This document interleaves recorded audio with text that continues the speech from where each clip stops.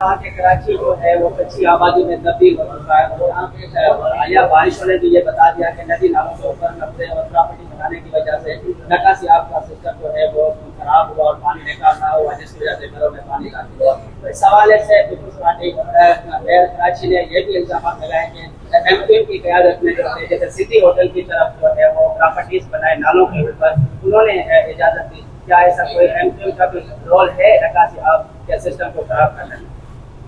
असल में जब पीपल्स पार्टी के पास अभी एब्सोल्यूट पावर है, सीएम भी उनका है, मेयर भी उनका है, सारी जो है वो कैबिनेट भी उनकी है, सब चीज़ें उनकी हैं अल्हम्दुलिल्लाह। अब जब इतना प्रेशर आता है, इतना जो पूरे कराची की सूरत हाल ख़राब हो जाती है, तो वो किसी ना किसी पे तो गुस्सा निकालेंगे, तो उनको जो है वो एमक्यूएम ही मिलती है, क्योंकि एमक्यूएम की बात करके रेलिवेंट होते हैं। आपको बहुत सारे छोटे छोटे कद के लोग मिलेंगे जो एमक्यूएम की बात करके सियासत में रेलिवेंट हुए हैं।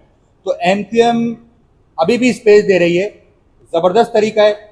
वैसे तो वो अपनी कोई कारकर्दगी दिखा के एडमिनिस्ट्रेटर, उनको 5 साल हो चुके हैं, मेयर का दौर और एडमिनिस्ट्रेटर का दौर मिला लें, वो अगर कारकर्दगी पे होते तो कारकर्दगी पूरी कर चुके होते, उनको एमक्यूएम का सहारा नहीं लेना पड़ता, ना एमक्यूएम की कोई बात बतानी पड़ती। अगर वो इतने कारगर होते इस शहर के लिए तो अपनी कोई कारकर्दगी बताते और ये सूरत हाल पैदा नहीं होती। ये सूरत हाल पैदा नहीं होती तो उनको प्रेस कॉन्फ्रेंस करने की जरूरत नहीं पड़ती, और प्रेस कॉन्फ्रेंस में एमक्यूएम का नाम लेने की जरूरत नहीं पड़ती। तो ठीक है, अगर कारकर्दगी से आप अपना पॉलिटिकल कद ऊपर नहीं कर सकते तो एमक्यूएम के ऊपर बैशिंग करके कर लें, तो इससे कोई जो है वो मेरे ख्याल से हम इजाजत देते हैं।